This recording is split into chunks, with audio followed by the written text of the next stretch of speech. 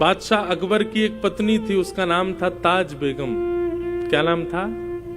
सब लोग इधर देखो, क्या नाम था? ताज बेगम। तो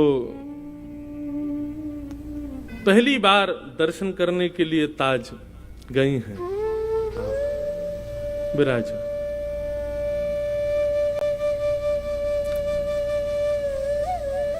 बोलो वृंदावन बिहारी लाल की। बहुत ध्यान से सुनना। ताज बेगम पहली बार अकबर के साथ गोवर्धन गई। अच्छा, अकबर के ऊपर एक चीज तो लगती है कभी कभी, अकबर के ऊपर कृपा तो थी ठाकुर जी की। वो वृंदावन भी जाता था, गोवर्धन भी जाता था तो वो अकबर ही, पर उसको संतों के दर्शन खूब हुए। स्वामी श्री हरदास जी ने बड़ी कृपा की, गुसाई विठलनाथ जी का बड़ा आश्रय प्राप्त हुआ अकबर को। था तो वो मुगल, लेकिन उसके शासन में, अब मेरे पढ़ने में ना आई हो तो बात अलग है, लेकिन जहां तक मैंने देखा कि उसने कभी मंदिरों को और किसी भी हिंदू वैदिक सनातनी को कभी ज्यादा कष्ट तो नहीं दिया। दर्शन आदि करने देता था सबको। आपके ओरछा के राजा मधुकर शाह जी भी मित्र थे अकबर के। तो अकबर ऐसे कभी कभी दिग्विजय के लिए घूमने जाता था। गोवर्धन गया, गुसाई जी से प्रार्थना की कि हमको श्रीनाथ जी का दर्शन करना है। गुसाई जी बोले देखो हमारे मंदिर का निधान है, विधान है कि केवल वैदिक हिंदू ही भीतर प्रवेश कर सकते हैं भगवान। तो आपको दर्शन की यदि इच्छा है तो हमने एक ना मंदिर में खिड़की बनवा रखी है, वहां से हम दिखा देंगे ठाकुर जी आपको। अकबर बोला वहीं से दिखा दो। तो अकबर ने वहां से ठाकुर जी को देखा, ठाकुर जी को दर्शन करके वो चला गया। जैसे ही ताज बेगम बैठी उस खिड़की में और जैसे ही उस झरोके में से ठाकुर जी को देखा, अब तो स्थिति हो गई कि नेत्र बंद करे और वही छवि दिखाई दे ठाकुर जी की। यही पीछे जो छवि, ये गोवर्धन नाथ स्वरूप ठाकुर जी का, यही छवि दिखे। अब तो वो जहां जाए उसको वृक्षों की भी आकृति ऐसी दिखाई दे, उसको मयूरों की आकृति भी ऐसी दिखाई दे, वो रोटी भी देखे तो रोटी की आकृति भी ऐसी दिखाई दे। जहां देखे जित देखूं उतित श्याममयी, जहां देखे वहां श्याम सुंदर दिख रहे हैं। अब इसको आप क्या कहोगे बताओ? ताज बेगम का ना तो संग अच्छा, ना कुल अच्छा, ना परवरिश अच्छी, लेकिन फिर भी ठाकुर जी के प्रति प्रेम। इसको ये कहते हैं कि ताज बेगम नहीं गई है ठाकुर जी के पास, ताज बेगम का मन नहीं लगा है, ठाकुर जी का मन लग गया है ताज बेगम में। ये कहते हैं, इसको कहते हैं भगवत प्रीति। एक तो होता है हमको ठाकुर जी प्रिय लगते हैं, एक होता है ठाकुर जी को हम प्रिय लगे। ये कथा आदि इसलिए है भैया, हम लोग ताज बेगम जैसे तो नहीं है। ताज बेगम का जरूर पूर्व जन्म का कोई सत्कर्म होगा कि ठाकुर जी को प्रिय लगी, पर ये कथा आदि हम इसीलिए सुनते हैं ठाकुर जी को हम प्रिय लगे, हमें देख के ठाकुर जी रीझ जाए। ताज बेगम को खूब ज्वर चढ़ने लगा, बुखार आने लगा। बादशाह ने खूब वैद्य बुलाए, हकीम बुलाए, लेकिन कोई ठीक नहीं कर पाया। एक दिन बादशाह से जाकर के ताज बेगम ने अपने मन की बात कही, बादशाह हमारा ज्वर ठीक नहीं होगा, क्योंकि ये कृष्ण विरह का ज्वर है। जब से हम आपके साथ गोवर्धन गए और जब से हमने त्रिभंग लली श्याम सुंदर को देखा, तब से सब जगह हमको वही दिखाई देते हैं। हमें लगता है हमारा जन्म आपकी सेवा के लिए या किसी और कार्य के लिए नहीं, हम उन्हीं के लिए पृथ्वी पर आए हैं। आप कृपा करके हमको वृंदावन भेज दो। अकबर ने पहले तो बहुत मना किया, लेकिन बाद में ताज बेगम की बात मान करके अकबर ने उनको वृंदावन जाने की आज्ञा दे दी। ताज बेगम वृंदावन आ गई और वृंदावन में रह करके ठाकुर जी का नित्य दर्शन करती थी। अच्छा, एक बड़ी सुंदर घटना है, ऐसी दो तीन लोगों के साथ हुई है। ताज बेगम को मंदिर में प्रवेश तो था नहीं, वो मंदिर में जाने तो देते नहीं थे। लोग बाग डरे रहते थे, अगर मुगलानी है कहीं भीतर जाकर के कुछ गलत अनर्थ कर दे तो मंदिर अपवित्र हो जाएगा, तो उसको बाहर ही रोक दिया जाता था। लेकिन उसकी भक्ति इतनी प्रबल थी कि वो दर्शन करके आने वालों से पूछती थी, श्याम सुंदर कैसे लग रहे हैं? तो बताते, बोले आज ऐसा मुकुट पहना है, आज कानों में ऐसे कुंडल पहने हैं, गले में ऐसे हार पहने हैं, ऐसी पीतांबरी पहनी है, ऐसी पजम्मी पहनी है। तो उन्हीं का चिंतन करती थी, सुन करके ऐसे ठाकुर जी लग रहे होंगे। और कभी कभी ठाकुर जी की वैसी आकृति रेत में बनाती और वहीं दर्शन कर लेती। बोले वाह श्याम सुंदर, आज आप ऐसे लग रहे हो। धीरे धीरे ताज बेगम की स्थिति इतनी ऊंची हो गई कि अब ताज बेगम किसी से पूछती नहीं थी, अपने नेत्र बंद करके अपने आप ही एक आकृति बनाती थी और दर्शन करके आने वाले से कहती थी, सुनिए आज ठाकुर जी ने नीली चोली पहनी है, आज ठाकुर जी ने गले में मोतियों की माला पहनी है, आज ठाकुर जी ने ऐसी पाग पहनी है, कानों में मत्स्याकृत कुंडल पहने हैं, हाथों में सोने के कड़ूले पहने हैं। और दर्शनार्थी बता, हाँ बिल्कुल ठाकुर जी ने ऐसे ही पहने। तो ताज बेगम आनंदित हो जाती, जय हो मेरे लाल। अब ताज बेगम को मंदिर जाने की आवश्यकता नहीं थी, वो नेत्र बंद करती थी और ठाकुर जी का प्रत्यक्ष दर्शन होता था। मैं कभी कभी मेरे ऊपर एक कृपा हुई ठाकुर जी की, वो सुनाया करता हूं, बहुत ध्यान से सुनिएगा बंधु। भक्ति की प्रधानता। कभी आप मंदिर जाया करें ना ठाकुर जी के, चाहे आप वृंदावन जाओ, चाहे आप महाकाल जाओ, चाहे आप टेकरी हनुमान जाओ, कहीं भी जाओ, ठाकुर जी आपको स्वीकार कर चुके हैं, इसका प्रमाण लेकर के जाओ। और वो कैसे कि बिना दर्शन किए पहले ही सोच लो, आज ठाकुर जी ऐसे दिख रहे होंगे, आज ठाकुर जी की जो वस्त्र पोशाक होगी वो इस रंग की होगी, आज ठाकुर जी गले में माला जो होगी ना वो मोतियों की होगी, आज ठाकुर जी के श्री अंग पर जो पुष्प होंगे वो मोंगरा के होंगे या गुलाब के होंगे या कन्नेर के होंगे। जो विचार करो, 2-3 चीजें विचार करके जाओ, उनको फिर जाकर के देखो ये आज ठाकुर जी ने ऐसा कुछ किया है कि नहीं। अगर एक वस्तु भी आपके मनोभाव से मिलती हुई ठाकुर जी ने धारण की हो तो समझ जाना ठाकुर जी आपसे प्रसन्न हैं। हमारे प्यारे गिरधर लाल जी का प्रथम जन्मोत्सव हुआ नाथद्वार में। तो नाथद्वारा में नियम क्या था कि कथा सुबह होती थी, शाम को उत्सव होता था। हम इतने व्यस्त हो जाते थे उत्सव में कि मैं नाथद्वारा श्रीनाथ जी दर्शन करने नहीं जा पाता था। पर एक बालक को हमने अपनी तरफ से नियुक्त किया था, भाई रोज तुम जाना और दर्शन करके हमको बताना आज ठाकुर जी लग कैसे रहे। ठीक है। तो सुबह सुबह उठ करके ठाकुर जी का स्नान आदि करा के उनका श्रृंगार करते, श्रृंगार करके आज जैसे पीली पीतांबरी पहना दी, सिर पर लाल पाग पहना दी, ठाकुर जी को नीली हठरी के अंदर विराजमान कर दिया। और इतने में 8:30-9 बज जाते, मैं तुरंत नाश्ता करके कथा में, वहां राजभोग आरती जब होती नाथद्वार में, उसके बाद कथा विश्राम होती थी 1 बजे। तो दर्शन में कर ही नहीं पाता था। तो पहले दिन व्यास मंच से उतर करके जैसे गया तो वो बालक खड़ा था, उसको मैंने बुलाया, मैंने हाँ भाई दर्शन कराए तुम ठाकुर जी के? मैंने कहा हाँ। कैसे लग रहे ठाकुर जी? वो ठाकुर जी ने आज पीली पीतांबरी पहनी है, सिर पर लाल पाग पहनी है, गले में मोतियों की माला पहनी है और ठाकुर जी नीली हठरी में बैठे। मैंने कहा हमारे लाल जी की नहीं, मैं कह रहा हूं श्रीनाथ जी ने क्या पहना। बोले हम श्रीनाथ जी का ही बता रहे हैं। मैंने कहा ये तो हमारे ठाकुर जी ने पहना है। बोले कि नहीं नहीं महाराज जी, श्रीनाथ जी ने भी ऐसे ही श्रृंगार किया है। मैंने कि भाई पहले दिन तुक्का लग सकता है, दूसरे दिन देखते हैं कुछ होता है कि नहीं।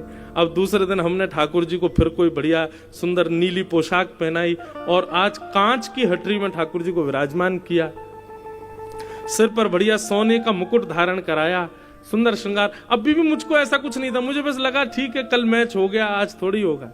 कथा करने गए, कथा करने के बाद मंच से उतर के मन, हाँ भाई आज श्रीनाथ जी कैसे लग रहे हैं? बोले महाराज जी आज ठाकुर जी ने सोने का मुकुट पहना है, ठाकुर जी कांच की हटरी में बैठे हैं, ठाकुर जी ने आज लीली पोशाक धारण करी है। अब तो ये सुनकर के मेरे हाथ पांव कांपे। बस नाचने का मन करे। मैंने कहा सच बता भाई, तुम हमारे लाल जी को तो नहीं देख के आया? बोले नहीं नहीं, आपके लाल जी का मैंने दर्शन नहीं किया, मैं श्रीनाथ जी को देख के आया हूं। मैंने कहा चल 2 दिन तो मिल गए। मैंने कि कुछ ठाकुर जी संकेत तो नहीं कर रहे? बोले पता नहीं महाराज जी। तो हमने क्या किया, अगले दिन मैंने कि आज ठाकुर जी को ऐसा कुछ पहनाऊंगा जो मैच ही नहीं होगा। हमने अपने लाल जी को सेहरा पहना दिया, दुल्हा बना दिया। मैंने आज दुल्हा बन के दिखाओ। सेहरा पहनाया, सफेद पोशाक पहनाई, लाल चुनरी उड़ाई, वो लाल पटका पहनाया ठाकुर जी को, बहुत सुंदर श्रृंगार। और आज ठाकुर जी मोतियों की हटरी में विराजमान किए। अब मेरा कथा में मन नहीं लगे, मुझे यूं लगे कब कथा पूरी हो मैं उससे पूछूं आज क्या पहना है। कथा विश्राम हुई। विश्राम होते कौन प्रणाम कर रहा है, कौन माला पर, मुझे कुछ नहीं, मुझे वही दिख रहा था। मैंने जल्दी आ इधर। मैंने कि सही सी बता आज ठाकुर जी ने क्या पहना है? बोले आज तो ठाकुर जी दुल्हा राजा बन के बैठे हैं। मैंने कहा जय हो, बोल श्रीनाथ प्यारे की। उस समय की स्थिति में व्यक्त नहीं कर सकता हृदय से। इतना रोना आया, इतना ठाकुर जी को हृदय से लगा के आनंदित हुए कि जय हो ठाकुर जी। आज ऐसा लगा कि मानो उत्सव आपने स्वीकार किया। हम अपने ठाकुर जी का श्रृंगार करते और वो श्रृंगार अपने आप वहां श्रीनाथ जी का भी वैसा ही होता। यह है भक्ति। और ऐसे स्वीकारीकरण ठाकुर जी व्यक्त करते हैं। तो आप कभी कभी वृंदावन आते हैं, पहले ही सोच लिया करो बिहारी जी आज अगर आपने ऐसा कुछ पहन रखा होगा तो हम समझ जाएंगे आप हमसे प्रसन्न हो। और सही माने संग में 2-3 लोगों को रखना संभालने के लिए। यदि आपने जैसा सोचा वैसे ठाकुर जी दिख गए तो हो सकता है अटैक भी पड़ जाए, आपको बच नहीं पाओगे। कई 2 लोग चाहिए होंगे, भाई हमको संभाल लेना तुम कैसे भी, क्योंकि लगेगा कि वाह ठाकुर जी आज तो श्रृंगार मानो मैंने ही किया है आपका। तो ताज बेगम के साथ ऐसा होने लगा कि पहले तो वो पूछती थी कि ठाकुर जी कैसे दिख रहे हैं और वैसी आकृति बनाती थी और उस आकृति का दर्शन करती थी। पर धीरे धीरे उसके मन में अब वो जैसा मन में विचार करती थी और दर्शनार्थियों से पूछती थी कि ठाकुर जी आज ऐसे दिख रहे हैं क्या? सब कहते बोले हाँ ऐसे ही दिख रहे हैं। ताज बेगम खूब नाचती। ताज बेगम का एक पद है मुझे बहुत प्रिय लगता है। सुनो दिल जानी मेरे दिल की कहानी। मुगल थी ना इसलिए मुस्लिम शब्द है, उर्दू शब्द है उसके पद में। सुनो दिल जानी मेरे दिल की कहानी, तेरे हाथ हूँ बिकानी, तेरे हाथ हूँ बिकानी, बदनाम भी सहूंगी। सुनो दिल जानी मेरे देव पूजा ठानी में, नवाज हूँ भुलानी तजे, कमला कुरान तेरे गुनन गहूंगी मैं। सुनो दिल जानी मेरे दिल की कहानी, तेरे हाथ हूँ बिकानी, तेरे हाथ हूँ बिकानी, बदनाम भी सहूंगी। सुनो दिल जानी नंद के कुमार कुर्बान तेरी सूरत पे, नंद के कुमार कुर्बान तेरी सूरत पे, हो तो मुगलानी हिंदुआनी हूँ रहूंगी। सुनो दिल जानी मेरे दिल की कहानी, तेरे हाथ हूँ बिकानी, तेरे हाथ हूँ बिकानी, बदनाम भी सहूंगी। सुनो दिल जानी सांवला सलोना सिर ताज सिर कूले दिए सांवरा सलोना, सिर ताज सिर कूले दिए तेरे नेह दाग में निदाग हूँ रहूंगी। सुनो दिल जानो मेरे दिल की कहानी, तेरे हाथों हूँ बिकानी बद नाम भी सहूंगी। सुनो दिल जानो। ये बादशाह अकबर की पत्नी ताज बेगम, उनका जो शरीर शांत हुआ ना, वो कथा भी बड़ी विलक्षण है। होली का दिन पूरे ब्रजमंडल में रंग धमार हो रही थी और ताज बेगम अपनी कुटिया में बैठे बैठे ठाकुर जी का दर्शन कर रही है। लेकिन आज के दर्शन में यह था कि सब दिख रहे हैं लेकिन उसको ठाकुर जी नहीं दिखाई दिए। बहुत ध्यान से सुनना। ताज बेगम एक पद लिखती है धमार का, आज भी नाथद द्वार में होली वाले दिन जब ठाकुर जी के कपाट खुलते हैं ना, तो ताज बेगम की धमार गाई जाती है ठाकुर जी के आगे, जो ताज बेगम ने लिखी, अपने अंतिम शब्द थे उसके।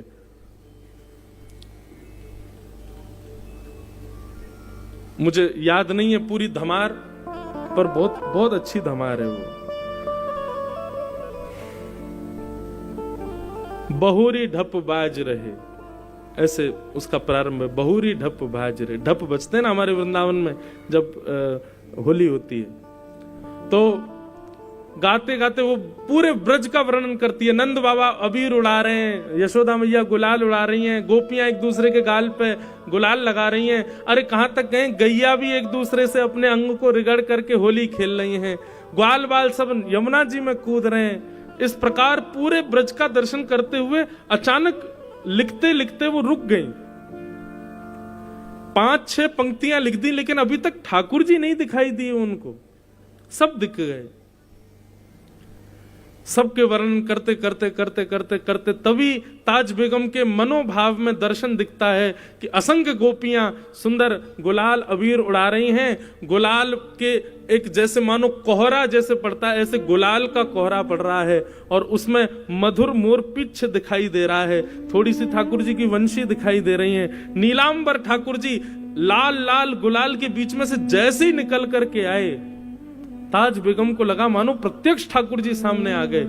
और वो दर्शन करते ही आधा अधूरा पद लिखा था, वहीं ताज बेगम के प्राण निकल गए।